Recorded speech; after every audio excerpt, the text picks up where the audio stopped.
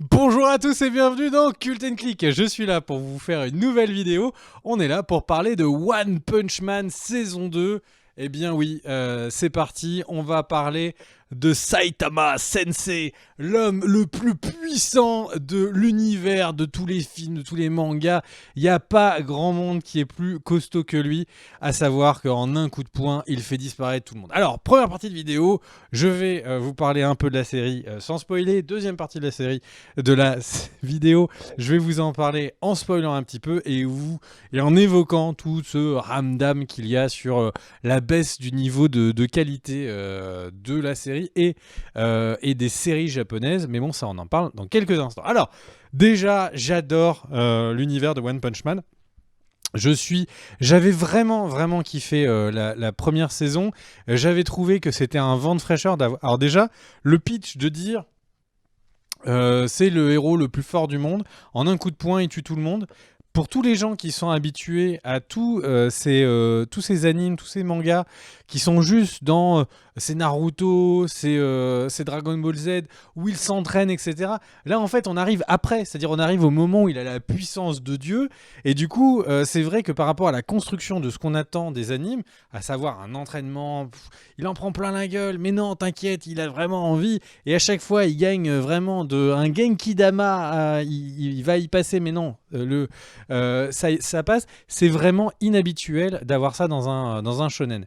Le truc, c'est qu'en plus, les shonen, donc c'est-à-dire tous les animes d'action qu'on peut voir, sont souvent tous issus de Jump, donc qui est un manga, un magazine de manga, une compilation de manga qui sort du coup toutes les semaines, et où on a un anime où il s'entraîne, par un autre anime où il s'entraîne, etc. Bon, je caricature, on est d'accord qu'il y a d'autres univers dans Jump, mais très concrètement, c'est complètement, ça prend vraiment tout à rebours. C'est-à-dire qu'au début, il éclate un titan. Enfin, bref, on a vraiment le personnage le plus puissant. Et pourtant, la force ultime de One Punch Man, c'est son humour.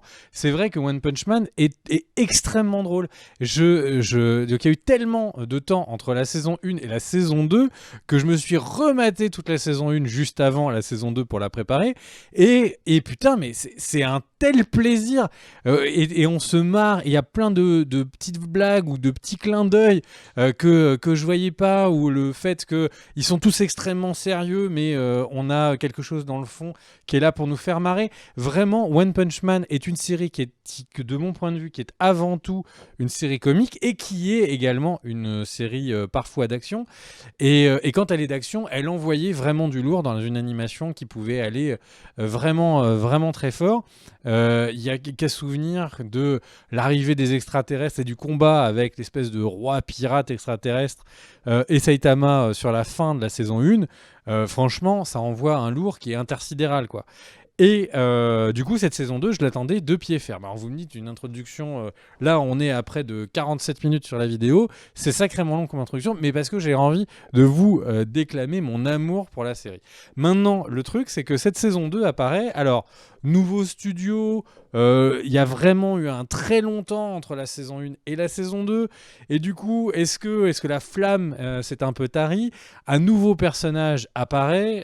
C'est Garo. Garo, celui qui aurait dû être un héros, mais qui décide cet homme qui décide d'être un monstre.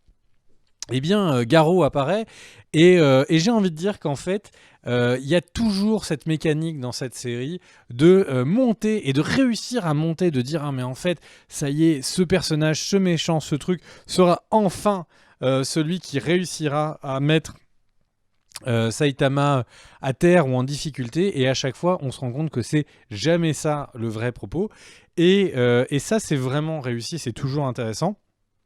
Le fait de partir comme ça sur une frange complètement à côté sur les arts martiaux, moi c'est encore un décor qui permet de montrer à quel point Saitama peut être drôle, et à quel point le fait de justement que ce soit un personnage qui soit aussi puissant permet qu'il ait toujours droit à ses boîtes, qui dit toujours exactement ce qu'il pense, quitte à ce que ce soit complètement débile, et en face de lui, du coup, toutes les démonstrations de puissance ne peuvent être que ridicules.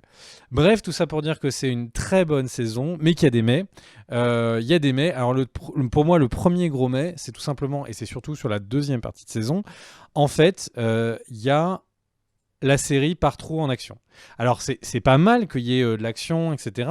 Mais du coup, comme Saitama ferait que n'importe quelle scène d'action se terminerait en un punch, et bien du coup, la série, parfois, pendant un épisode entier, nous oublie. Elle oublie complètement son héros, Saitama, qui est, pour moi en tout cas, la raison pour laquelle je regarde la série. Alors, certes, vous allez me dire, il faisait déjà le cas avec le cyborg. Il y avait déjà des épisodes où on avait un peu trop de cyborg ou pas, un peu avant. Mais là, le fait que ça se perd, on a un coup le cyborg, on a un coup certains compétiteurs de la compétition d'arts martiaux. Et du coup, en fait, il y a des moments, on a vraiment l'impression d'avoir passé 2-3 épisodes, et sur une saison de 12 épisodes, c'est trop, sans Saitama, qui est quand même le ressort et le héros de la série. Je trouve ça dommage. Et du coup, quand la série met Shunryu ou Ryu, j'ai oublié son nom, l'ancien héros du tournoi d'arts martiaux, versus Mutant, en fait, c'est pas marrant. On a juste un mec qui se fait éclater et avec un débat sur est-ce que t'es fort ou est-ce que t'es pas fort.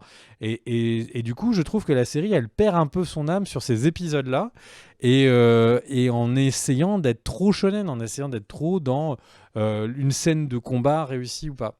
Donc, c'est vraiment une série qui... Quand Saitama est là, elle a un souffle, l'histoire est géniale.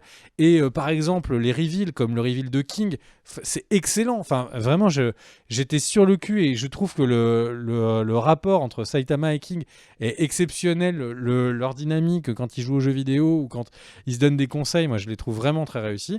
Mais du coup, on a une série qui arrive à se perdre. Voilà. Et donc, pour revenir maintenant sur la dernière partie de la vidéo, qui est donc cette fameuse question de est-ce que l'animation japonaise part en cacahuète, est-ce que cette série part en cacahuète? Alors oui, certes, je trouve que l'animation est beaucoup moins bien réussie que la saison 1, c'est clair. Il y a quand même des moments qui sont réussis. Je me rendais pas compte, et en fait, la série sait être économe dans son travail, et donc on a concrètement l'impression qu'il y a eu beaucoup moins d'investissement en termes de temps et de qualité sur l'animation.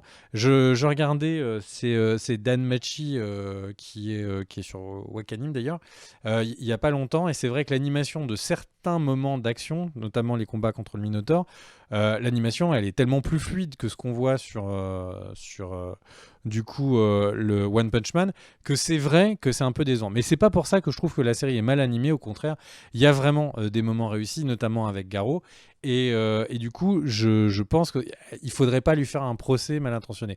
Par contre, là où je pense qu'effectivement la série est peut-être un petit peu mal embarquée, c'est que la série se terminant, je me suis mis à jour sur les mangas, donc je les ai tous lus jusqu'à ce qui est sorti aujourd'hui. Et très concrètement, je suis un petit peu déçu parce qu'effectivement, l'histoire part énormément sur les autres héros, sur l'association des monstres, et au final sur beaucoup de combats avec, on a l'impression d'être dans Bleach avec le capitaine des méchants versus le capitaine des gentils, ils s'affrontent chacun dans un style, ça dure 2 épisodes, etc. Et j'ai un peu peur parce que concrètement, là tout de suite, il y a un peu plus qu'une saison encore qui a été écrit d'avance, et en fait, on aurait encore une fois très peu de Saitama, et je trouve que c'est extrêmement dommage. Voilà. Donc, sur ce, j'ai envie de vous dire merci d'avoir regardé cette vidéo. Si vous avez d'autres animes ou mangas à conseiller, n'hésitez pas à les mettre en commentaire aux autres personnes. C'est l'été, c'est le moment où il faut se partager un petit peu tout ça. Des bisous, n'hésitez pas à vous abonner à la chaîne si ce n'est pas le cas. Et on se retrouve pour de prochaines vidéos bientôt. Bisous bisous.